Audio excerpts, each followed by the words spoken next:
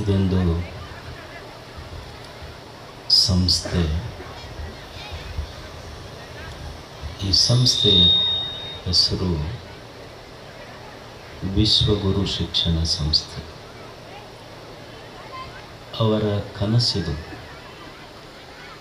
ಸಂಸ್ಥೆ ಕೇವಲ ವಿಶ್ವಗುರು ಆಗಬಾರದು, ಈ ಸಂಸ್ಥೆಯಲ್ಲಿ ಓದಿದ ಮಕ್ಕಳೆಲ್ಲ ವಿಶ್ವಗುರುಗಳಾಗಬೇಕನ್ನುವುದು ಕನಸು.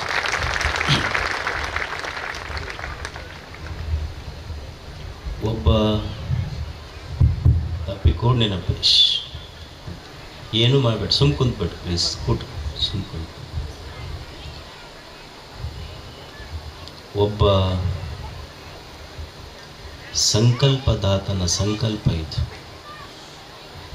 ಈ ನಾಡಿನಲ್ಲಿ ಇದೊಂದು ಶಿಕ್ಷಣ ಸಂಸ್ಥೆ ಕಟ್ಟಬೇಕು. ಕಟ್ಟಿದವರಿಗೆ, ಒಂದು ಶಿಕ್ಷಣ ಸಂಸ್ಥೆ ಕಟ್ಟಿದವರಿಗೆ ಆ ಕನಸು ಗೊತ್ತಿರ್ತದೆ, ಅವರಿಗೊಂದು ಅರಿವಿರ್ತದೆ. ಎಂಥ ಅರಿವು ಅಂದ್ರೆ, ಭೂಮಿಗೆ ಬಿದ್ದ ಬೀಜ ಮಕ್ಕಳ ಎದೆಯಾಗಿ ಬಿದ್ದ ಅಕ್ಷರ ಎಂದೂ ವ್ಯರ್ಥ ಆಗುವುದಿಲ್ಲ ಅನ್ನುವ ಸತ್ಯ ಅವ್ರಿಗೆ ತಲೆಗೆ ಗೊತ್ತಿರ್ತದೆ. ಅಂಥ ಒಂದು ಸಂಕಲ್ಪವನ್ನಿಟ್ಟುಕೊಂಡು ಇಲ್ಲೊಂದು ಶಿಕ್ಷಣ ಸಂಸ್ಥೆ, ಈ ಸಂಸ್ಥೆಯ ವಾರ್ಷಿಕೋತ್ಸವ, ಇದರ ಸಾನ್ನಿಧ್ಯವನ್ನು ವಹಿಸಿರುವ ಈ ನಾಡಿನ ಎಲ್ಲ ಹಿರಿಯ ಪೂಜ್ಯರಲ್ಲಿ, ಅಧಿಕಾರಿಗಳಲ್ಲಿ, ಹಿರಿಯರಲ್ಲಿ, ತಮ್ಮೆಲ್ಲರಲ್ಲಿ ಶರಣು ಶರಣಾರ್ಥಿಗಳು.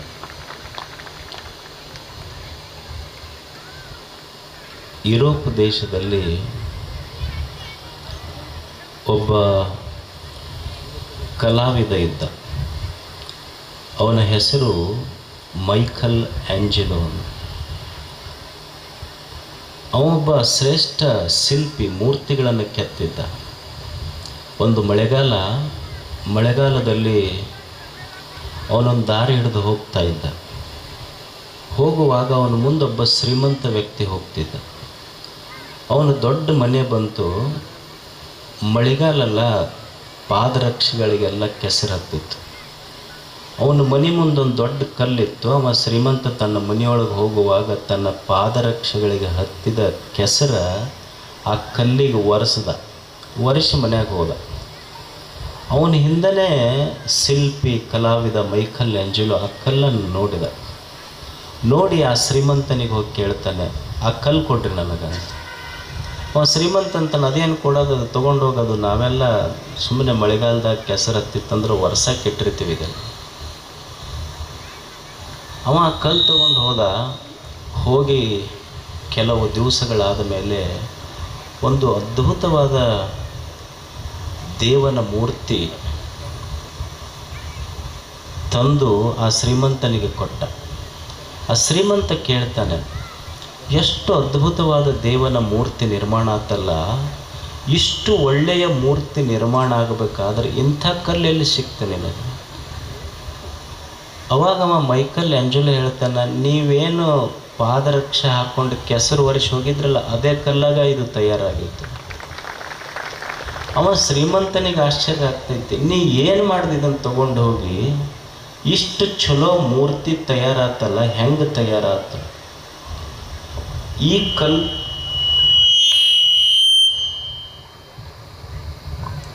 ಈ ಕಲ್ಲೊಳಗ ದೇವನ ಮೂರ್ತಿ ತಯಾರಾತಲ್ಲ, ಹೆಂಗೆ ತಯಾರಾತದ?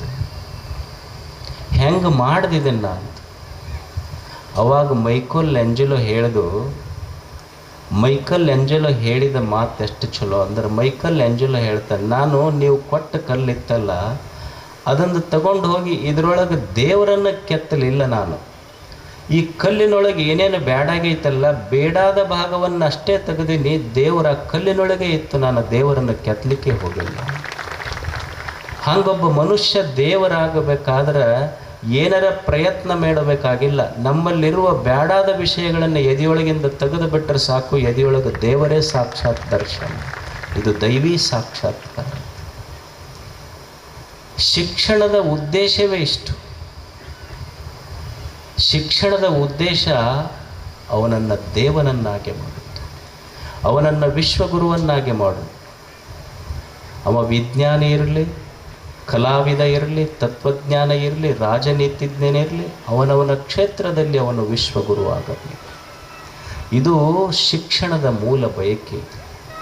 ಮಕ್ಕಳಿಗೆ ಇದೇ ಸಂಸ್ಕಾರವನ್ನು ಕೊಡೋದು. ಹಿಂದೆ ನಮ್ಮಲ್ಲೆಲ್ಲ ಗುರುಕುಲಗಳಿದ್ದು, ಉಪನಿಷತ್ತಿನ ಋಷಿಗಳಿದ್ದರು. ಇವಾಗ ಹೆಂಗೆ ಆ್ಯನ್ಯುವಲ್ ಡೇ ನಾವು ಮಾಡ್ತೀವಿ, ಅವಾಗೂ ಆ್ಯನ್ಯುವಲ್ ಡೇ ಮಾಡ್ತಿದ್ರು. ಆದರೆ ಗುರುಗಳು ಶಿಷ್ಯರಿಗೆ ಕಲಿಸಿದ ಮಾತುಗಳೆಷ್ಟು ಅದ್ಭುತ.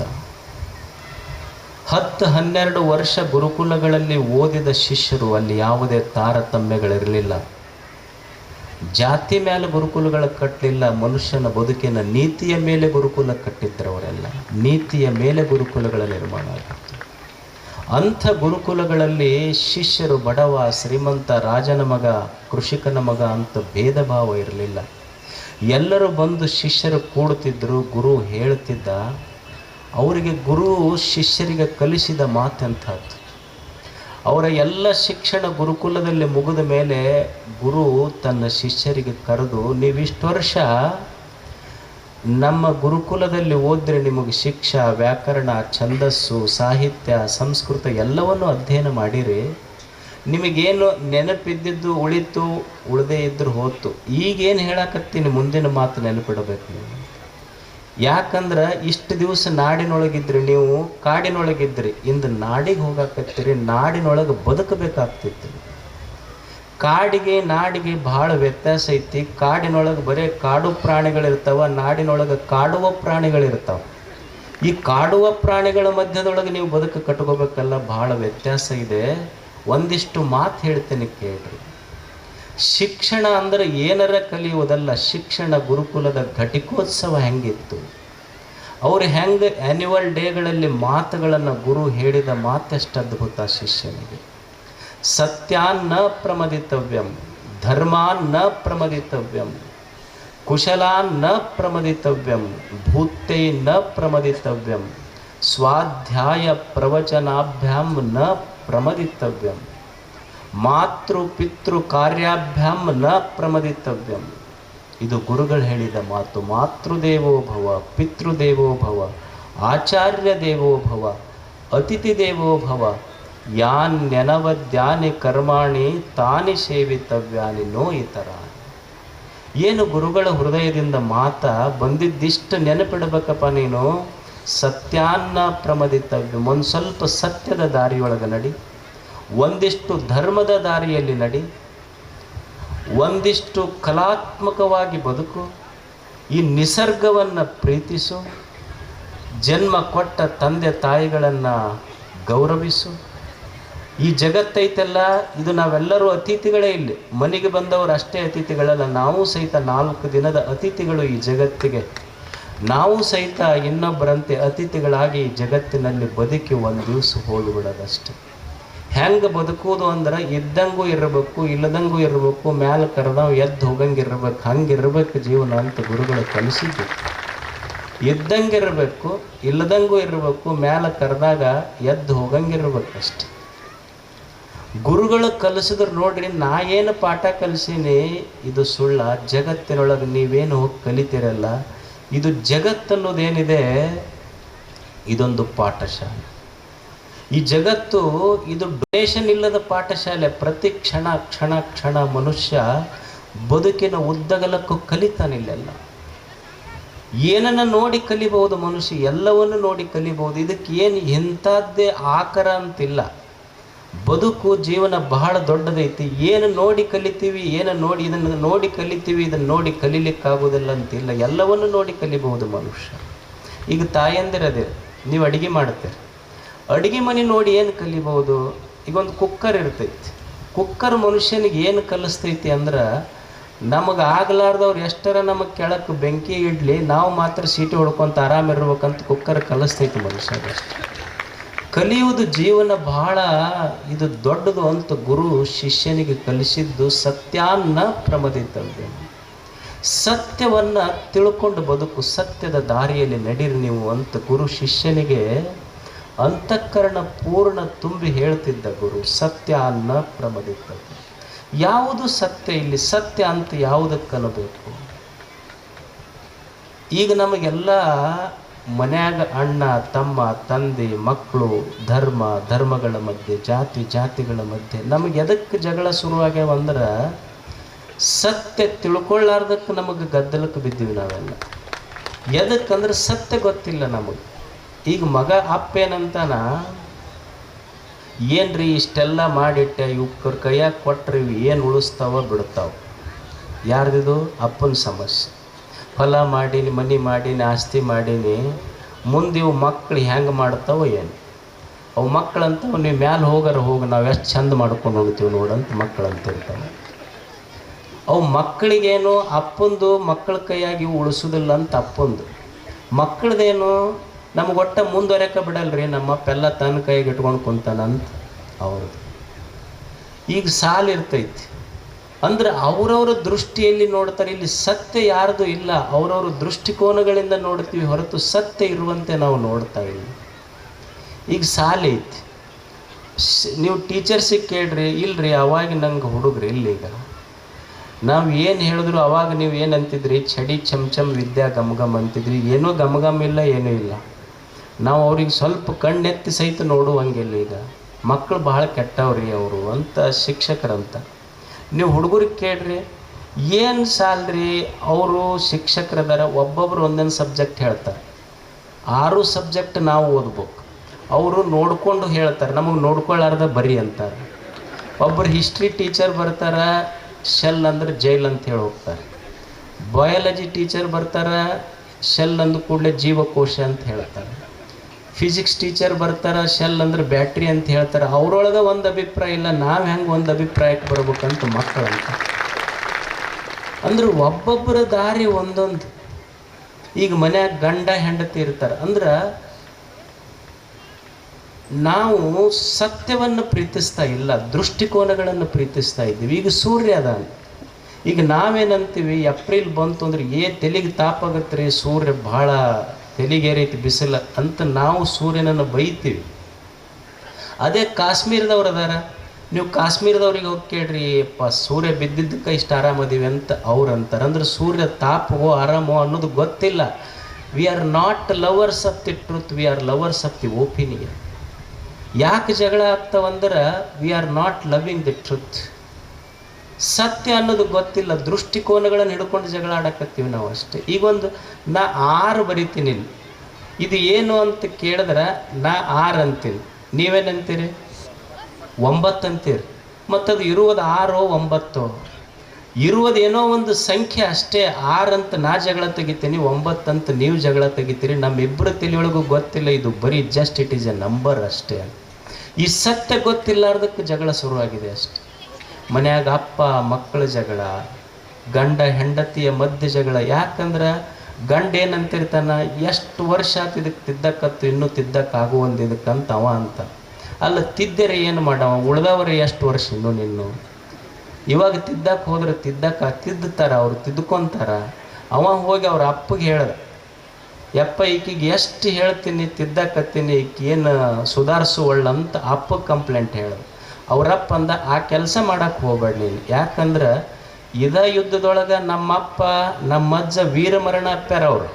ಅವ್ರನ್ನ ತಿದ್ದಕ್ಕೆ ಹೋಗು ಯುದ್ಧದೊಳಗೆ, ಇವ್ರು ತಿದ್ದಕ್ಕಾಗೋದಿಲ್ಲ ಅಂತ ಅವರು ಇವ್ರಿಗೆ ಕೇಳ್ಬೇಕು. ಇವ್ರ ಹೆಣ್ಮಕ್ಳು ಏನಂತಾರಂದ್ರೆ, ಇದಕ್ಕೆ ಎಷ್ಟು ದೇವ್ರ ಪೂಜೆ ಮಾಡಿ ನಾನು ಪಡ್ಕೊಂಡೆ, 16 ಸೋಮವಾರ ವೃತ ಮಾಡಿದ್ದೆ, ಎದಕ್ಕೆ ಇವ ಸಿಗಲಿ ಅಂತ.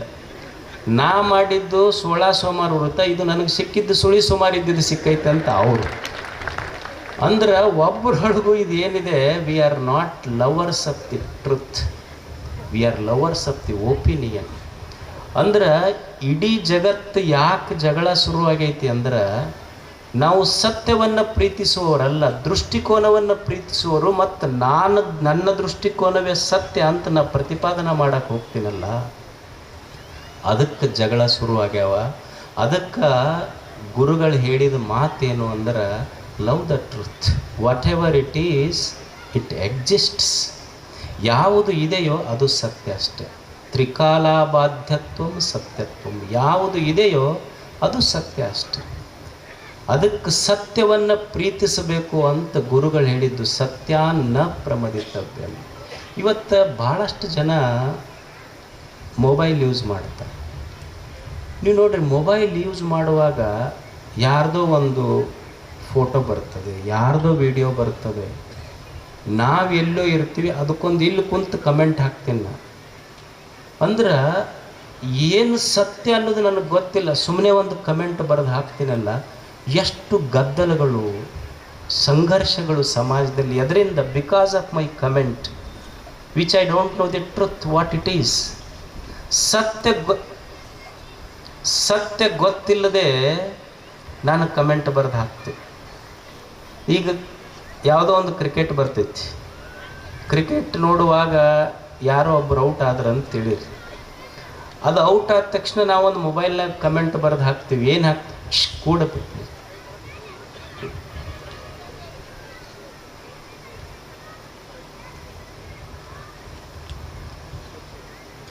ನೀವು ಅಡ್ಡಾಡಬೇಡ್ರಿ, ಯಾರು ಅಡ್ಡಾಡೋದು ಭಾಳ ಡಿಸ್ಟರ್ಬ್ ಆಗ್ತದೆ. ಸುಮ್ಮನೆ ಕೂಡು, ಒಂದು 10 ನಿಮಿಷ ಕೇಳಿದ್ರೆ ಚೆನ್ನಾಗಿರ್ತೈತೆ ಅಷ್ಟೆ. ಈಗ ಮೊಬೈಲ್ ನೋಡ್ತಿರ್ತೀರಿ, ಮೊಬೈಲ್ ನೋಡುವಾಗ ಏನೋ ಒಂದು ಆಟ ಆಡ್ತಿರ್ತಾರೆ, ಕ್ರಿಕೆಟ್ ಆಡುವಾಗ ಅದಕ್ಕೊಂದು ಕಮೆಂಟ್ ಬರೆದು ಅವ ಔಟ್ ಆದಂತ ತಿಳಿರಿ. ಇನ್ಕೋ ಖೇಲ್ನ ನೈ ಆತ ಅಂತ ಕಮೆಂಟ್ ಬರೆದು ಹಾಕ್ತೀವಿ ನಾವು. Your comment is not wrong, but you are not eligible to make that statement. ನಿನ್ನ ಕಮೆಂಟ್ ತಪ್ಪಂತಲ್ಲ, ಅವ ಔಟ್ ಆಗಿದ್ದು ಖರೆ, but you are not eligible to make that statement. ಯಾಕಂದ್ರೆ ಅದು ಎಷ್ಟು ಸ್ಪೀಡ್ನಾಗ ಬಾಲ್ ಬರ್ತಿರ್ತೈತಿ, ಅವ್ರು ಆಡೋರಿಗೆ ಗೊತ್ತಿರ್ತೈತಿ, ಇಲ್ಲಿ ಕುಂತು ನೋಡೋರಿಗೆ ಗೊತ್ತಿರ್ತೈತಿ. ಅದು ಅಂದ್ರೆ ಮನುಷ್ಯನಿಗೆ ಸತ್ಯದ ಬೆನ್ನು ಹತ್ತಿಲ್ಲ, ಅವನು ಬರೇ ಹವಾದ ಬೆನ್ನು ಹತ್ತಾನಷ್ಟೆ. ಯಾರೋ ಒಬ್ಬರು ಮನೆಗೆ ಕಾಡ್ರು ಬಂದಿದ್ರಂತ, ರಾತ್ರಿ ಆಕಳ ಕಳು ಮಾಡಿದ್ರಂತ. ಆಕಳ ಕಳು ಮಾಡಿ ಆಕಳ ಹೊಡ್ಕೊಂಡು ಹೊಂಟಿದ್ರು. ಮನೆಯವ್ರಿಗೆ ಎಚ್ಚರಾತು, ಅದ್ರ ಗಂಟೆ ಶಬ್ದ ಕೇಳಿ, ಯಾರೋ ಆಕಳ ಬಿಚ್ಕೊಂಡು ಹೊಂಟಾರ ನಡ್ರಿ ಅಂಥೇಳಿ 4 ಮಂದಿ ಬೆನ್ನು ಹತ್ತಿದ್ರು. ಇವರು ಕಾಡ್ರ ಆಕಳ ತೊಗೊಂಡು ಮುಂದೆ ಓಡ್ತಿದ್ರು, ಅವ್ರ ಮನೆಯವ್ರು ಹಿಂದೆ ಬರ್ತಿದ್ರು. ಅವ್ರಿಗೆ ಕತ್ತಲ, ಮನೆಯವ್ರಿಗೆ ಗೊತ್ತಿರಲಿಲ್ಲ. ಅವ್ರು ಎಕಡೆ ಹೋಗೋರು ಅಂದ್ರೆ ಒಟ್ಟು ಗಂಟೆ ಶಬ್ದ ಎಕಡೆ ಬರ್ತೈತಿ ಆ ಕಡೆ ಹೋಗ್ತಿದ್ರು. ಅವ್ರು ಕಾಡ್ರು ಏನು ಮಾಡಿದ್ರು, ಇವ್ರು ಹಿಂಗೆ ನಮ್ಮಿಂದ ಬೆನ್ನು ಹತ್ತಾರ ಬಾ ಅಂಥೇಳಿ 4 ಮಂದಿ ಅವರು ಕಾಡ್ರು. ಇಬ್ಬರು ಆಕಳ ಹಿಡ್ಕೊಂಡು ಹೋದ್ರು, ಇಬ್ಬರು ಕೊಳ್ಳನ ಗಂಟೆ ಬಿಚ್ಚಿ ಗಂಟೆ ಬಾರಿಸ್ಕೊಂತ ಇನ್ನೊಂದು ದಾರಿಗೆ ಹೋದ್ರು. ಅವರು ಮನೆಯವರು ಎತ್ತಿ ಆಕಳ ಬೆನ್ನು ಬಿಟ್ಟರು, ಗಂಟೆ ಶಬ್ದ ಬೆನ್ನು ಹತ್ತಿ ಹೋದರು. ಹಂಗೆ ಸಮಾಜ ಅನ್ನೋದು ಸತ್ಯ ಅನ್ನುವ ಗಂಟೆ ಶಬ್ದ, ಸತ್ಯ ಅನ್ನುವ ಆಕಳನ ಬೆನ್ನು ಬಿಟ್ಟೈತಿ. ಸುಮ್ಮನೆ ಗಂಟೆ ಬಾರಿಸೋರ ಹಿಂದೆ ಗಂಟೆ ಶಬ್ದದ ಬೆನ್ನು ಹತ್ತಿದೆ ಹೊರತು ಸತ್ಯದ ಬೆನ್ನು ಹತ್ತಿಲ್ಲ. ಸಮಾಜದ ಸಂಘರ್ಷಗಳು, ಮನೆಯ ಸಂಘರ್ಷಗಳು ಎದಕ್ಕಂದ್ರೆ ಸತ್ಯ ಗೊತ್ತಿಲ್ಲ. ನನ್ನ ದೃಷ್ಟಿಕೋನವೇ ಸತ್ಯ ಅಂತ ನಾನು ವಾದಿಸ್ತೀನಲ್ಲ, ಅದಕ್ಕಿಷ್ಟೆಲ್ಲ ಸಂಘರ್ಷಗಳು ಶುರುವಾಗ. ಅದಕ್ಕೆ ಗುರು ಹೇಳಿದ್ದು ಸತ್ಯಾನ್ನ ಪ್ರಮದಿತವ್ಯಂ, ಧರ್ಮಾನ್ನ ಪ್ರಮದಿತವ್ಯಂ. ಶಿಷ್ಯ ಗುರುವಿಗೆ ಹೇಳಿದ್ದು, ಗುರು ಶಿಷ್ಯನಿಗೆ ಕಲಿಸಿದ್ದು ಧರ್ಮಾನ್ನ ಪ್ರಮದಿತವ್ಯಂ, ಧರ್ಮದ ಹಾದಿ ಬಿಡಬೇಡ. ಧರ್ಮ ಅಂದ್ರೆ ಏನು? ಧರ್ಮ ಅಂದ್ರೆ ಏನಲ್ಲ, what ever is great, what ever is good, protect it, that is religion. ಏನು ಚಲೋದೈತಿ ಅದನ್ನು ರಕ್ಷಣೆ ಮಾಡಷ್ಟೇ, ಅದು ಧರ್ಮ. ಧರ್ಮ ಅಂದ್ರೆ ಕೆಡುವುದಲ್ಲ, ಧರ್ಮ ಅಂದ್ರೆ ಕಟ್ಟುವುದಷ್ಟೆ. ಕಟ್ಟುವುದು ನಿಜವಾದ ಧರ್ಮ, ಕಟ್ಟಬೇಕಾಗ್ತದೆ, ಕಟ್ಟುವುದು ಧರ್ಮ. ಧರ್ಮ ಏನು ಒಳ್ಳೆಯದಿದೆ ಅದನ್ನು ಕಾಪಾಡು. ಈಗ ಭಾಳ ಮಂದಿ ಕೇಳ್ತಿರ್ತಾರೆ, ಏನ್ರಿ ಜೀವನದ ಉದ್ದೇಶ ಏನು ಅಂತ. ಯಾವಾಗೋ ಒಮ್ಮೆ ಕೇಳ್ತಿರ್ತಾರೆ, ಅವ್ರು ನಿಶೆ ಹೇಳ್ದಾಗಷ್ಟು, ಉಳಿದ ಟೈಮ್ನಾಗ ಏನು ಯಾಚಿರುವುದಿಲ್ಲ. ಏನ್ರಿ what is the purpose of life, ಜೀವನದ ಉದ್ದೇಶ ಏನು ಅಂತ ಕೇಳ್ತಿರ್ತಾರೆ. ಏನು ಮಾಡ್ಬೇಕ್ರಿ ಮನುಷ್ಯ ಹುಟ್ಟಿ ಬಂದ ಮೇಲೆ ಏನು ಮಾಡ್ಬೇಕ್ರಿ ಅಂತಿರ್ತಾರೆ. ಏನು ಮಾಡಂಗದಿಯಪ್ಪ, ಏನು ಮಾಡಬಹುದು ಮನುಷ್ಯ ಇಲ್ಲಿ? ಭೂಮಿ ನಿರ್ಮಾಣ ಮಾಡಂದ್ರೆ ಭೂಮಿ ನಿರ್ಮಾಣ ಮಾಡ್ಬೋದಾ? ಅಥವಾ ಹರಿವ ಭೀಮೆ ತುಂಗೆಯನ್ನು ನಿರ್ಮಾಣ ಮಾಡಂದ್ರೆ ನಿರ್ಮಾಣ ಮಾಡ್ಬೋದಾ? ಹಿಮಾಲಯ ಸಹ್ಯಾದ್ರಿಯನ್ನು ನಿರ್ಮಾಣ ಮಾಡ್ಬೋದಾ? ಸೂರ್ಯ ಚಂದ್ರನ ನಿರ್ಮಾಣ ಮಾಡ್ಬೋದಾ? ಏನು ಮಾಡಬಹುದು ಮನುಷ್ಯ? ಧರ್ಮ ಅಂದ್ರೆ ಏನಾದರೂ ಮಾಡುವುದಲ್ಲ, ದೇವರು ಏನು ಮಾಡಿಟ್ಟಾನಲ್ಲ ಇದನ್ನು ಕೆಡಿಸ್ಲಾರ್ದಂಗೆ ಬದುಕು, ಅದೇ ನಿಜವಾದ ಧರ್ಮದ ಜೀವನ ಅಷ್ಟೆ. ಮಣ್ಣು ಕೆಟ್ಟಿಲ್ಲ, ನೀರು ಕೆಟ್ಟಿಲ್ಲ, ಗಾಳಿ ಕೆಟ್ಟಿಲ್ಲ, ಏನೂ ಕೆಟ್ಟಿಲ್ಲ. ಕೆಟ್ಟಿದ್ದೇನಾದರೂ ಇದ್ದರೆ ಮನುಷ್ಯನ ಮನಸ್ಸು ಕೆಟ್ಟೈತಿ ಜಗತ್ತಿನೊಳಗೆ. ಇದನ್ನು ಸರಿ ಮಾಡಿಬಿಟ್ರೆ ಸಾಕು, ಎಲ್ಲವೂ ಒಳ್ಳೇದಿರ್ತೈತಿ. ಮಕ್ಕಳಿಗೆ ಅದನ್ನೇ ಸಂಸ್ಕಾರ ಕೊಡೋದು. ಮಕ್ಕಳಿಗೆ ಏನು ಕಲಿಸೋದು? ಶಿಕ್ಷಣ ಅಂದ್ರೆ ಏನಲ್ಲ. ಶಿಕ್ಷಣ ಅಂದ್ರೆ ಸಂಪತ್ತು ಮಾಡಿಡುವುದಲ್ಲ. ಒಬ್ಬ ತಂದೆ ತಾಯಿಯ ಜವಾಬ್ದಾರಿ ಏನು? ಮಕ್ಕಳಿಗೆ ಬರೀ ಸಂಪತ್ತು ಮಾಡಿಡುವುದು ಅಷ್ಟೇ ತಂದೆ ತಾಯಿ ಜವಾಬ್ದಾರಿ ಅಲ್ಲ. ತಂದೆ ತಾಯಿಯ ನಿಜವಾದ ಜವಾಬ್ದಾರಿ ಏನು ಅಂದ್ರೆ, ಮಕ್ಕಳಿಗೆ ಸಂಪತ್ತು ಮಾಡಿಡೋದು ತಂದೆ ತಾಯಿಯ ಜವಾಬ್ದಾರಿ ಅಲ್ಲ. ತಂದೆ ಮಾಡಿಟ್ಟಿರುವ ಸಂಪತ್ತನ್ನು ಹೆಂಗೆ ಬಳಸಬೇಕು ಅನ್ನೋ ಸಂಸ್ಕಾರ ಕೊಡೋದು ಬಹಳ ದೊಡ್ಡ ಜವಾಬ್ದಾರಿ ಅದು. ನಾವು ಸಂಪತ್ತು ಮಾಡಿಟ್ವಿ, ಅಕಸ್ಮಾತ್ ಸಂಸ್ಕಾರ ಕೊಡದೇ ಇದ್ರೆ ಅವ್ರು ಎಲ್ಲರ ದೊಡ್ಡ ಊರಿಗೆ ಹೋಗಿ ಒಂದು ನಂಬರ್ನಾಗ ಮುಗಿಸಿ ಬರ್ತಾರೆ. ಅವ್ರು ಭಾಳ ನಂಬರು ಬೇಕಾಗಿಲ್ಲ. ಅದು ಸಂಪತ್ತು ಮುಖ್ಯ, ಸಂಸ್ಕಾರ ಬಹಳ ಮುಖ್ಯ ಇರ್ತೈತೆ. ಅದು ಸಂಪತ್ತು ಎಷ್ಟು ಮುಖ್ಯನೋ ಸಂಸ್ಕಾರ ಅಷ್ಟೇ ಮುಖ್ಯ. ಇವತ್ತು ಪಾಟೀಲ್ರು ನೋಡಿ, ಭಾಳ ಜನ ಹೇಳಿದ್ರು ಬಡತನದಿಂದ ಬಂದು ಇದನ್ನೆಲ್ಲ ಕಟ್ಟ್ಯಾರ, ಇದನ್ನೆಲ್ಲ ಅವ್ರ ತಂದೆ ತಾಯಿ ಹೆಸರಿಟ್ಟಾರ. ಇವಕ್ಕ ಅವ್ರ ತಂದೆ ತಾಯಿ ಇರದೇ ಇರ್ಬೋದು. ಒಬ್ಬ ವ್ಯಕ್ತಿಯ ಸಾವು ಯಾವಾಗ ಆಗ್ತೈತಿ ಅಂದ್ರೆ, ಅವರು ಕಣ್ಣಿನಿಂದ ದೂರ ಆದಾಗ, ಮಣ್ಣಿನಲ್ಲಿ ಮರೆಯಾದಾಗ ವ್ಯಕ್ತಿಯ ಸಾವು ಆಗುವುದಿಲ್ಲ. ಒಬ್ಬ ವ್ಯಕ್ತಿಯ ಸಾವು ಯಾವಾಗ ಆಗ್ತೈತಿ ಅಂದ್ರೆ, ಕಣ್ಣಿನಿಂದ ದೂರ ಆಗೋದಲ್ಲ, ಮಣ್ಣಿನಲ್ಲಿ ಮರೆಯಾದಾಗಲ್ಲ. ಯಾವಾಗ ವ್ಯಕ್ತಿ ಮನದಿಂದ ದೂರ ಆಗ್ತಾನಲ್ಲ, ಆವಾಗ ವ್ಯಕ್ತಿಯ ಸಾವು ಆಗ್ತದೆ. ಇವತ್ತು ಇಷ್ಟು ನೂರಾರು ಮಕ್ಕಳ ಎದೆಯಲ್ಲಿ ಅವರ ತಂದೆ ತಾಯಿಗಳು ಜೀವಂತ ಇರ್ತಾರೆ. ಇದು ಕೆಲಸ.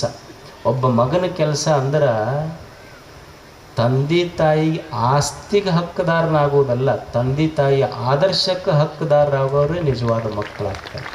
ಇದು ಕಲಿಸ್ಬೇಕು. ತಂದೆ ತಾಯಿ ಕೊಡುವ ಸಂಸ್ಕಾರ ಅಷ್ಟು ದೊಡ್ಡದಿರ್ತದೆ. ಒಬ್ಬ ತಂದೆ ಊರಾಗ ಎಲ್ಲರಿಗೆ ಬೈಕೊಂತ ಅಡ್ಡಾಡ್ತಿದ್ನಂತ. ಊರನ ಮಂದಿ ಅಂತಿದ್ರು, ಏನು ಮರ ಗನ ಬಾಯಿ ಸುಮಾರು ಐತಪ್ಪ ಇವಂದು ಅಂತಿದ್ರು ಅವರು. ಎಲ್ಲ ಊರನವ್ರಿಗೆ ಬೈಕೊಂತ ಅಡ್ಡಾಡ್ತಿದ್ದ. ಭಾಳ ಬಾಯಿ ಸುಮಾರು ಐತಿ ಒಂದು, ಇವ ಮನುಷ್ಯನ ಸುಮಾರು ಅದನ್ನ ಅಂತಿದ್ರು, ಕೆಟ್ಟವದನ ಅಂತಿದ್ರು. ಅದು ಪಾಪ ಮುದುಕ ಸಾಯುವ ಸಮಯ ಬಂತು. 4 ಮಂದಿ ಮಕ್ಕಳಿದ್ರು, ಕರೆಸ್ದ. ಅವ ಕಟ್ಟಿ ಕುಂದಿರ್ತಿದ್ದ, ಹೋಗೋರಿಗೆಲ್ಲ ಬೈತಿದ್ದಲ್ಲ. ಊರನ ಮಂದಿ ಭಾಳ ಕೆಟ್ಟವ್ರದಾರಪ್ಪ ಇವ ಮನುಷ್ಯ ಅಂತಿದ್ರು. ತನ್ನ ಸಾವಿನ ಸಮಯ ಬಂತು, 4 ಮಕ್ಕಳಿಗೆ ಕರೆದ. ನೋಡಪ್ಪ, ಇಷ್ಟು ದಿವಸ ಅಂತೂ ಬರೀ ನನಗೆ ಮಂದಿ ಕೆಟ್ಟ ಒಂದು ಸಾಕಾತು. ಈಗ ನೀವೊಂದು ಕೆಲಸ ಮಾಡಿರಿ. ಏನು ಅನ್ಬೇಕಂದ್ರೆ, ಊರನ ಜನ ಅಂತಿರ್ಬೇಕು, ಇವರಪ್ಪ ಭಾಳ ಒಳ್ಳೆಯವ ಅಂತ ಅಂತಿರ್ಬೇಕು. ಅಂಥದ್ದೊಂದು ಕೆಲಸ ಮಾಡಿರಿ. ಮಾಡ್ತೀವಿ ಬಿಡು ಅಂದರು. ಇದು ಮುದುಕ್ ತೀರ್ಕೊಂಡ ಮೇಲೆ ಇವ್ರು ಏನು ಮಾಡಿದ್ರಂದ್ರೆ, ಅವ್ರ ಅಪ್ಪ ಬೈತಿದ್ದ, ಇವರು 4 ಮಂದಿ ಲಟ್ಟ ಬಡಿಗೆ ಹಿಡ್ಕೊಂಡು ಓಣ್ಯಾಗ ಹೋಗೋರಿಗೆಲ್ಲ ಬಡಿತಿದ್ರು. ಇವರು ಬೈಯೋರಲ್ಲಿ ಅವರು ಬರೇ ಬಡಿತಿದ್ರು. ಯಾರು ಮನೆ ಮುಂದೆ ಹೋಗ್ತಾರ ಬರ್ತಾರ, ಬರೇ ಬಡಿಯೋ ಕೆಲಸ. ಅವಾಗ ಊರನ ಮಂದಿರಂತ, ಇವ್ರು ನೋಡಿದ್ರೆ ಇವ್ರ ಅಪ್ಪನ ಭಾಳ ಚಲೋ ಮನುಷ್ಯಪ್ಪ ಅಂತ ಅನ್ನಿಸ್ತೈತಿ ಅಂತ ಅಂತಿದ್ರಂತವ್ರು. ಅಂದ್ರೆ ನಾವು ಕೊಟ್ಟ ಸಂಸ್ಕಾರ ಹೆಂಗಿರ್ತದೆ. ಅದಕ್ಕೆ ಗುರುಗಳು ಕಲಿಸಿದ್ದು ಧರ್ಮದ ಹಾದಿಯೊಳಗೆ ನಡಿ ನೀನು. ಸತ್ಯಾನ್ನ ಪ್ರಮದಿತವ್ಯಂ, ಧರ್ಮಾನ್ನ ಪ್ರಮದಿತವ್ಯಂ, ಕುಶಲಾನ್ನ ಪ್ರಮದಿತವ್ಯಂ. ಏನ ಮಾಡು, ಚಂದ ಮಾಡಬೇಕು ಮನುಷ್ಯ. ಈಗ ನೀವು ಸ್ಕಿಲ್ ಇಂಡಿಯಾ ಅಂತಾರಿಲ್ಲ, ಸ್ಕಿಲ್ ಇಂಡಿಯಾ ಅಂದ್ರೆ ಏನು? ವೇಸ್ಟ್ ಇರಲಿ, ಅದರೊಳಗಿಂದ ಬೆಸ್ಟ್ ತೆಗಿಬೇಕು ಮನುಷ್ಯ. Skilfully we have to do this ಅಂದ್ರೆ ಏನ ಮಾಡಲಿ ಕಲಾತ್ಮಕತೆಯಿಂದ ಮಾಡಬೇಕು. ಈಗ ನಾವೆಲ್ಲ ಬಿಲ್ಡಿಂಗ್ ಕಟ್ಟಿವಿ. ನಮ್ಮ ಬಿಲ್ಡಿಂಗಿಗೆ ಸ್ಟ್ರಕ್ಚರಲ್ ಇಂಜಿನಿಯರ್ ಅದಾರ, ಚಲೋ ಕಂಪ್ನಿ ಸಿಮೆಂಟ್ ಐತಿ, ಆರ್ಕಿಟೆಕ್ಟ್ ಇಂಜಿನಿಯರ್ ಡಿಸೈನ್ ಮಾಡ್ಯಾರ. ಆದರೂ ಬೀಳ್ತಾವ, ಕ್ರ್ಯಾಕ್ ಬರ್ತಾವ. ನಮ್ಮ ಬಿಲ್ಡಿಂಗ್ ಒಂದು ಗುಬ್ಬಿ ಗೂಡು ಕಟ್ತೈತಿ. ಗುಬ್ಬಿ ಗೂಡಿಗೆ ಯಾವ ಸ್ಟ್ರಕ್ಚರಲ್ ಇಂಜಿನಿಯರ್ನು ಸ್ಟ್ರಕ್ಚರಲ್ ಡಿಸೈನ್ ಕೊಟ್ಟಿಲ್ಲ. No architect engineer has designed that. ಅದು ನೆಕ್ಸ್ಟ್ ಗುಬ್ಬಿಯ ಗೂಡಿಗೆ ಯಾವ ಆರ್ಕಿಟೆಕ್ಟ್ ಇಂಜಿನಿಯರು ಪ್ಲ್ಯಾನ್ ಮಾಡಿಲ್ಲ. ಯಾವ ಸ್ಟ್ರಕ್ಚರಲ್ ಇಂಜಿನಿಯರು ಸ್ಟ್ರಕ್ಚರಲ್ ಡಿಸೈನ್ ಕೊಟ್ಟಿಲ್ಲ, ಆರ್ಕಿಟೆಕ್ಟ್ ಇಂಜಿನಿಯರ್ ಪ್ಲ್ಯಾನ್ ಮಾಡಿಲ್ಲ. ನಮ್ಮ ಸ್ಟ್ರಕ್ಚರಲ್ ಇಂಜಿನಿಯರು ಆರ್ಕಿಟೆಕ್ಟ್ ಇಂಜಿನಿಯರ್ ಕೊಟ್ಟ ಬಿಲ್ಡಿಂಗ್ ಕ್ರ್ಯಾಕ್ ಬಂದವ. ಆದ್ರೆ ಗುಬ್ಬಿ ಕಟ್ಟಿದ ಗೂಡು ಕ್ರ್ಯಾಕ್ ಬಂದಿದ್ದು ಭೂಮಿಯ ಇತಿಹಾಸದೊಳಗೆ ಇಲ್ಲ. ಕಟ್ಟಿದ್ದು ಕಲಾತ್ಮಕತೆ ಅಷ್ಟೆ. ಈಗ ಮನ್ಯಾಗ ನಮ್ಮ ತಾಯಿಗಳಿದ್ರು, ಹಳೆ ಮಂದಿ, ಅವರು ಕೌದಿ ಹೊಲಿತಿದ್ರು. ಕೌದಿ ಏನು, ಕೌದಿಗೇನು ಹೊಸ ಬಟ್ಟೆ ತಂದಾರ? ಮನ್ಯಾಗ ಹರಕ್ ಸೀರೆ, ಹರಕ್ ದೋತ್ರ, ಹರಕ್ ಅಂಗಿ, ಹರಕ್ ಬಟ್ಟೆ ಬಿಟ್ಟು ಎಲ್ಲರೂ ಉಟ್ಟು ಬಿಟ್ಟು ಬಟ್ಟೆ ತಗೊಂಡು ತಾಯಿ ಕೌದಿ ಹೊಲಿದ್ರೆ ಅದ್ರಾಗ ಮಲ್ಕೊಳ್ಳುವ ಆನಂದವೇ ಆನಂದ ಅಂತ. ಈಗ ಹೊಳ್ಳಿ ಮತ್ತೆ ಅದು ಫ್ಯಾಷನ್ ಆಗೈತಿ, ಈಗ ಎಲ್ಲರೂ ಕೌದಿ ಹಚ್ಕೊಂಡು ಮಕ್ಕೊಳಕತ್ತಾರೆ. ಅಂದ್ರೆ ಕಲಾತ್ಮಕತೆ ನಾ ಹೇಳೋದು, ಏನ ಮಾಡಲಿ ಚಂದ ಮಾಡು ಅಂತ ಗುರು ಶಿಷ್ಯರಿಗೆ ಹೇಳ್ತಿದ್ರು. ಏನ ಮಾಡಪ್ಪ ಚಂದ ಮಾಡು, ಊಟ ಮಾಡ್ತೀಯ ಚಂದ ಮಾಡು, ಅದನ್ನು ಮುಂಗೈ ಮಟ್ಟ ಸುರಿಸುವಂತ ಉಣ್ಬೇಡ. ಊಟಕ್ಕೆ ನೀಡ್ತೀಯ ಚಂದ ಉಣ್ಬೇಕು, ನೀಡ್ಬೇಕು. ಅವ್ರಿಗೆ ಉಣ್ಣವ್ರಿಗೆ ಅನ್ನಿಸ್ತಿರ್ಬೇಕು, ನೀವು ಉಂಡ ಮೇಲೆ ಅಲ್ಲ, ನೀವು ನೀಡುವ ಪದ್ಧತಿ ನೋಡಿದ್ರೆ ಸಂತೋಷ ಅನಿಸ್ಬೇಕು, ಇನ್ನು ಸಾಕಪ್ಪ ಉಣ್ಣದಂತಿರ್ಬೇಕು. ಅವ್ರು ಉಣ್ಣೋದು ಅಷ್ಟು ಚಂದ ಉಣ್ಬೇಕು, ನೀಡೋದು ಅಷ್ಟು ಚಂದ ನೀಡಬೇಕು. ಅಷ್ಟು ಚಂದ ಏನ ಮಾಡಲಿ ಚಂದ ಮಾಡಬೇಕು. ಈಗ ನೀವು ಪ್ಯಾಂಟ್ ಹಾಕೋತೀರಿ, ಪ್ಯಾಂಟ್ ಹಾಕೊಂಡ್ರೆ ಚಂದ ಹಾಕೋಬೇಕು. ದೋತ್ರ ಹಾಕೊತೀರ ಚಂದ ಹಾಕೋಬೇಕು. ಅಂಗಿ ಹಾಕೊತೀರ ಚಂದ ಹಾಕೋಬೇಕು. ಟೊಪ್ಪಿಗೆ ಹಾಕೊತೀರ ಚಂದ ಹಾಕ್ಬೇಕು. ಇನ್ನೊಬ್ಬರಿಗೆ ಚೊಪ್ಪಿಗೆ ಹಾಕೋದಿದ್ರು ಚಂದಗೇನೆ ಹಾಕ್ಬೇಕು, ಅದನ್ನು ಗೊತ್ತಾಗಿರ್ಬಾರ್ದು ಅಷ್ಟೆ. ಅಂದರೆ ಏನ ಮಾಡಲಿ ಚಂದ ಮಾಡಬೇಕು. ಮನುಷ್ಯ ಸ್ಕಿಲ್ಫುಲಿ ಕುಶಲ ನ ಪ್ರಮದಿತವ್ಯ. ಏನ ಮಾಡು ಕಲಾತ್ಮಕತೆಯಿಂದ ಮಾಡುವಂಥ ಗುರು ಹೇಳಿದ್ದು. ಸತ್ಯಾನ್ನ ಪ್ರಮದಿತವ್ಯಂ, ಧರ್ಮಾನ್ನ ಪ್ರಮದಿತವ್ಯಂ, ಕುಶಲಾನ್ನ ಪ್ರಮದಿತವ್ಯಂ, ಧರ್ಮಾನ್ ಪೃಥ್ವೈ ನ ಪ್ರಮದಿತವ್ಯಂ. ಪೃಥ್ವಿ ಅಂದರೆ ಪಂಚಭೂತಗಳು, ಮಣ್ಣು, ನೀರು, ಗಾಳಿ, ಬೆಳಕು, ಇದೇನಿದೆಯಲ್ಲ ಇದನ್ನು ದೇವರು ಪುಕ್ಕಟಿಯಾಗಿ ನಮಗೆ ಕೊಟ್ಟಾನ. ಈ ಮಣ್ಣು ಕೆಡಿಸ್ಬೇಡ, ನೀರು ಕೆಡಿಸ್ಬೇಡ, ಗಾಳಿ ಕೆಡಿಸ್ಬೇಡ. ಯಾಕಂದ್ರೆ ಇದು ಬ್ರಹ್ಮಾಂಡ, ಇದು ಈ ದೇಹ ಪಿಂಡಾಂಡ. ಬ್ರಹ್ಮಾಂಡ ಕೆಟ್ಟಿತು ಅಂದ್ರೆ ಪಿಂಡಾಂಡ ಕೆಡ್ತೈತಿ. ಯಾಕಂದ್ರೆ ಈ ದೇಹದೊಳಗಿರೋ ಪಂಚಭೂತಗಳಷ್ಟೇ. ಅದಕ್ಕೆ ನೀ ಜಗತ್ತು ಕೆಟ್ಟಿತು ಅಂದ್ರೆ ದೇಹವೂ ಕೆಡ್ತೈತಿ, ಮನಸ್ಸು ಕೆಡ್ತೈತಿ. ಇದನ್ನು ಕೆಡಿಸಲಾರ್ದಂಗೆ ಬದುಕು. ಎಷ್ಟು ಅದ್ಭುತವಾದದ್ದು. ಸುಮ್ಮನೆ ಒಂದು ಭೂಮಿ ಇದೆ, ಈ ಮಣ್ಣು ಎಷ್ಟು ಅದ್ಭುತವಾಗಿ ಐತಿ ಅಂದ್ರೆ, ಈ ಮಣ್ಣು ನಾವೇನಂತೀವಿ, ಇದ್ರಾಗ ಏನೈತಿ, ಬರೀ ಮಣ್ಣು ಅಂತೀವಿ ನಾವು. ಮಣ್ಣಿನೊಳಗೆ ಎಷ್ಟು ಶಕ್ತಿ ಇದೆ, ಎಷ್ಟು ಭವ್ಯತೆ ಇದೆ, ಎಷ್ಟು ದಿವ್ಯತೆ ಇಟ್ಟಾನ ದೇವ್ರಂದ್ರೆ, ಇಡೀ ಜೀವ ಸಂಕುಲ ಬದುಕಿದ್ದು ಎದ್ರ ಮೇಲಿಂದ ಬದುಕೈತಿ, ಮಣ್ಣಿನಿಂದನೂ ಬದುಕೈತಿ. ಈಗ ಒಂದು ಮಾವಿನ ಗಿಡ ಐತಿ, ಒಂದು ಸಸಿ ಬಂದಿದ್ದು ಎದರಿಂದ ಬಂದೈತಿ ಹೇಳ್ರಿ? ಮಣ್ಣಿನಿಂದನೂ ಬರ್ತೈತಿ ಸಸಿ. ಸಸಿ ಬಂದಿದ್ದು ಮಣ್ಣಿನಿಂದ, ಗಿಡ ಆಗಿದ್ದು ಮಣ್ಣಿನಿಂದ, ಹೂವು ಬಂದಿದ್ದು ಮಣ್ಣಿನಿಂದ, ಹಣ್ಣು ಬಂದಿದ್ದು ಮಣ್ಣಿನಿಂದ. ಅಂದ್ರೆ ಸಸಿಯೂ ಮಣ್ಣೆ, ಗಿಡವೂ ಮಣ್ಣೆ, ಹೂವು ಮಣ್ಣೆ, ಹಣ್ಣು ಸಹಿತ ಮಣ್ಣೆ. ಹಣ್ಣು ತಿಂದ್ರೆ ಮಣ್ಣು ತಿಂದಂಗೆ ಆಗೋದಿಲ್ಲ, ಆದ್ರೆ ಮಣ್ಣು ಬಿಟ್ಟರೆ ಹಣ್ಣೇ ಬರೋದಿಲ್ಲ. ಇದು ಭೂಮಿ ತಾಯಿಯ ಪವಾಡ, ಇದು ವೈಚಿತ್ರ್ಯ. ಅದಕ್ಕೆ ಈ ಪಂಚ ಮಹಾಭೂತಗಳೇನು ದೇವರು ಕೊಟ್ಟಾನಲ್ಲ, ಇದನ್ನು ಕೆಡಿಸ್ಬೇಡ. ಇದನ್ನು ಮಣ್ಣು, ನೀರು, ಗಾಳಿ ಇದನ್ನು ಪ್ರೀತಿಸಿದನ್ನಷ್ಟೇ, ಇದನ್ನು ಕೆಡಿಸ್ಬೇಡ. ಸ್ವಾಧ್ಯಾಯ ಪ್ರವಚನಾಭ್ಯಾಂ ನ ಪ್ರಮದಿತವ್ಯ. ನಿನಗೆ ಯಾವಾಗ ಒಳ್ಳೆಯದನ್ನು ಕೇಳುವ ಅವಕಾಶ ಸಿಗ್ತೈತಿ, ಒಳ್ಳೆಯದನ್ನು ಕೇಳು ಮತ್ತು ಒಳ್ಳೆಯದನ್ನು ಹೇಳು. ಒಳ್ಳೆಯದನ್ನು ಕೇಳು, ಒಳ್ಳೆಯದನ್ನು ಹೇಳು. ಇದು ಬಹಳ ಮುಖ್ಯ. ಶರಣರು 12ನೇ ಶತಮಾನದೊಳಗೆ ಮಾಡಿದ್ದು ಇದೇ ಕೆಲಸ. ಏನು? ಒಳ್ಳೆಯದು ಹೇಳೋದು, ಒಳ್ಳೆಯದು ಕೇಳೋದು ಬಹಳ ಮುಖ್ಯ ಜೀವನಕ್ಕಿದು. ಯಾಕಂದ್ರೆ ಅವರು ಇದಕ್ಕೆ ಸತ್ಸಂಗ ಅಂತ ಕರೆದ್ರು, ಶಿವಾನುಭವ ಅಂತ ಕರೆದ್ರು, ಅನುಭವ ಅಂತ ಕರೆದ್ರು. ಬದುಕಿಗೆ ಒಳ್ಳೆಯ ಮಾತು ಇರದೇ ಇದ್ರೆ ಈ ಬದುಕು ಕೆಟ್ಟು ಹೋಗ್ತದೆ. ಈಗ ರೈತರು ಇರ್ತಾರೆ, ಒಬ್ಬ ಹುಡುಗಿರ್ತಾನೆ, ಅವ ಯುವಕ ರೈತ, ಅವನಿಗೆ ಒಕ್ಕಲ್ತನ ಮಾಡ್ಬೇಕಂತ ಅಪೇಕ್ಷೆ ಆಗ್ತೈತಿ. ಒಂದು ಚಲೋ ಕಿಲಾರಿ ಹೋರಿ ತರ್ತಾನೆ, 1 ಲಕ್ಷ ಕೊಟ್ಟು ಕಿಲಾರಿ ಹೋರಿ ತರ್ತಾನೆ, 1 ಲಕ್ಷ ಕೊಟ್ಟು ಬಂಡಿ ಮಾಡಿಸ್ತಾನೆ. ಮಾಡಿಸ್ಕೊಂಡ್ಬಂದು ಊರ ಮುಂದಿನ ಗುಡಿಗೆ ಪೂಜೆ ಮಾಡ್ತಾನೆ. ಕಾಯಿ ಒಡಿಸಿ ಊರನ ಮಂದಿಗೆಲ್ಲ ಕರೆಸಿ, ನಾವು ಹೊಸ ಬಂಡಿ ತಂದೀನಿ, ಚಕ್ಕಡಿ ತಂದೀನಿ, ಕಿಲಾರಿ ಹೋರಿ ತಂದೀನಿ ಅಂತ ಹೇಳಿ ಪೂಜೆ ಮಾಡಿಸ್ತಾನೆ. ಪೂಜೆ ಮಾಡಿಸಿ ಬಂಡಿ ಹುಡ್ಕೊಂಡು ಸ್ವಲ್ಪ 100 ಫೀಟ್ ಹೋಗಿರಲಿಲ್ಲ, ಬಂಡಿ ಮುರ್ಕೊಂಡು ಬಿತ್ತು, ಒಗ್ಗಲೆ ಆತು ಚಕ್ಕಡಿ. ಈ ಊರನ ಹಿರಿಯರಿಗೆಲ್ಲ ಆಶ್ಚರ್ಯ ಆಗಿತ್ತಲ್ಲ, ಯಾಕೆ ಹುಡುಗನ ಬಂಡಿ ಒಗ್ಗಲೆ ಆತು? 1 ಲಕ್ಷ ಕೊಟ್ಟು ಕಿಲಾರಿ ಎತ್ತ ತಂದಾನೆ, 1 ಲಕ್ಷ ಕೊಟ್ಟು ಬಂಡಿ ಮಾಡಿಸ್ಯಾನ, ಯಾಕರೆ ಇದು ಬಂಡಿ ಚಕ್ಕಡಿ ಒಗ್ಗಲೆ ಆತಂತ ನೋಡಕ್ಕೆ ಹೋಗ್ತಾರೆ. ಎತ್ತಿಗೆ 1 ಲಕ್ಷ ಕೊಟ್ಟಿದ್ದ, ಬಂಡಿಗೆ 1 ಲಕ್ಷ ಕೊಟ್ಟಿದ್ದ, ಆದರೂ ಬಂಡಿ ಯಾಕೆ ಒಗ್ಗಲೆ ಆಯ್ತು ಅಂದ್ರೆ ಅದಕ್ಕೆ 1 ರೂಪಾಯಿ ಕೊಟ್ಟು ಕೀಲು ಹಾಕೋದ ಮರ್ತಿದ್ದ, ಅದಕ್ಕೆ ಒಗ್ಗಲೆ ಆಗಿತ್ತದು ಅಷ್ಟೆ. ಹಂಗೆ ಈ ಬದುಕಿನ ಬಂಡಿಗೆ ಶರಣರ ನುಡಿಗಡಣೆ ಏನಿದೆ ಅದೊಂದು ಕೀಲು ಇದ್ದಂಗೆ. ಇದನ್ನು ಕೀಲು ಹಾಕಿ ಹೊಡೆದ್ರೆ ಚಲೋ ನಡಿತೈತಿ, ಕೀಲು ಬಿಚ್ಚಿ ಹೊಡೆದ್ರೆ ಯಾವಾಗಿದು ಒಗ್ಗಲೆ ಆಗ್ತೈತೆ ಗೊತ್ತಿಲ್ಲ, ಮುರ್ಕೊಂಡು ಬೀಳ್ತೈತಿ. ಅದಕ್ಕೆ ಸದಾ ಒಳ್ಳೆಯದನ್ನು ಕೇಳಬೇಕು, ಒಳ್ಳೆಯದನ್ನು ಹೇಳಬೇಕು. ತಂದೆ ತಾಯಿ ಗುರುಗಳನ್ನು ಗೌರವಿಸಬೇಕಾಗ್ತದೆ ಮನುಷ್ಯ. ತಂದೆ ತಾಯಿ ಗುರುಗಳನ್ನು ಗೌರವಿಸೋದು. ಗೌರವಿಸ್ಬೇಕಾಗತ್ತಲ್ಲ. ಹೆಂಡತಿ ಆದವಳು ಗಂಡಗೆ ಹೇಳಿದ್ಲಂತ, ಜಗಳ ಆತು ಮನ್ಯಾಗ. ತವ್ರ ಮನೆಗೆ ಹೋದ್ಲು, ತವ್ರ ಮನೆಗೆ ಹೋಗಿ ಗಂಡಗೆ ಫೋನ್ ಮಾಡಿ ಹೇಳಿದ್ಲಂತ, ನೋಡು ನಿಮ್ಮ ತಾಯಿಗೆ ದೂರ ಇಟ್ಟರೆ ಅಷ್ಟೇ ನಾ ಮನೆಗೆ ಬರ್ತೀನಿ ಅಂತ. ನೀ ಬೇರೆ ಮನೆ ಮಾಡಿ ನಿಮ್ಮ ತಾಯಿಗೆ ದೂರ ಇಟ್ರೆ ನಾ ಮನೆಗೆ ಬರ್ತೀನಿ ಅಂತ ತವ್ರ ಮನೆಯಿಂದ ಫೋನ್ ಮಾಡಿದ್ಲು. ಅವಾಗ ಗಂಡ ಹುಡುಗಿತ್ತಲ್ಲ, ಇವು ಹುಡುಗರದ ಸಮಸ್ಯೆ ಇದು. ಯಾಕಂದ್ರೆ ಅತ್ತಿಗೆ ಅವ್ಗೆ ಹೇಳಿದ್ರೆ ಹೆಣಕ್ಕೆ ತಪ್ಪು ತಿಳ್ಕೊತಾಳ, ಹೆಣತಿಗೆ ಹೇಳಿದ್ರೆ ಅವು ತಪ್ಪು ತಿಳ್ಕೊತಾಳ. ಅದಕ್ಕೆ ಹುಡುಗರು ರಾತ್ರಿ ಬರ್ತಾರೆ ಮನೆಗೆ, ವಸ್ತಿ ಬಸ್ ಬಂದಂಗೆ ಬರ್ತಾವ, ಬೆಳಗ್ಗೆ ಎದ್ದು ಕೂಡಲೇ ಹೋಗ್ತಾವ ಅಷ್ಟೇ. ಈಗೇನು ಕನ್ಯಾ ನೋಡಕ್ಕೆ ಹೋಗ್ತಾರಲ್ಲ, ಹುಡುಗಂದು ಹುಡುಗಿದು ಕುಂಡ್ಲಿ ನೋಡ್ಬೇಕಾಗಿಲ್ಲ, ಅತ್ತಿ ಸೊಸಿದು ಇಬ್ಬರು ಕುಂಡ್ಲಿ ಕೂಡಿಬಿಡ್ತಂದ್ರೆ ಮಾಡಿಬಿಡೋದು ಮದುವೆ. ಉಳಿದಿದ್ದೇನು ಹುಡುಗಂದು ನೋಡ್ಬೇಕಂತಾನೆ ಇಲ್ಲಿ. ಅಕ್ಕಿ ಜಗಳ ಆಡಿ ತವ್ರ ಮನೆಗೆ ಹೋಗಿ ನಿಮ್ಮ ಅವ್ವನ್ನ ಹೊರಗಿಟ್ರಷ್ಟೇ ನಾ ಬರ್ತೀನಿ ಅಂತ ಅಕ್ಕಿ ಫೋನ್ ಮಾಡಿದ್ಲು. ಹುಡುಗಂದ, ಇಲ್ಲ ನಮ್ಮ ಅವ್ವನ ದೂರ ಇಡೋಕ್ಕಾಗಲ್ಲ ನನಗೆ ಅಂತ, ನಮ್ಮ ಅವ್ವನ ಹೊರಗಿಟ್ಟು ನನಗೆ ಬದುಕೋಕ್ಕಾಗಲ್ಲ. ಅವಾಗ ಹೆಂಡತಿ ಅಂದ್ಲು, ಹಂಗಿದ್ರೆ ನನ್ನ ಮೇಲೆ ಏನು ಪ್ರೇಮ ಇಲ್ಲ, ನೀನು ನಿಮ್ಮ ಅವ್ವನ ಮೇಲೆ ಪ್ರೇಮ ಇದ್ದಂಗೆ ಅದಿ ಅಂತಂದು. ಇಲ್ಲ, ನಮ್ಮ ಅವ್ವನ ಮೇಲೆ ಏನು ಪ್ರೇಮ ಜಾಸ್ತಿ, ನಿನ್ನ ಮೇಲೆ ಕಡಿಮೆ ಅಂತಿಲ್ಲ, ಆದರೂ ನಮ್ಮ ಅವ್ವನ ನಾನು ಹೊರಗಿಟ್ಟು ಬರೋಕ್ಕಾಗೋದಿಲ್ಲ.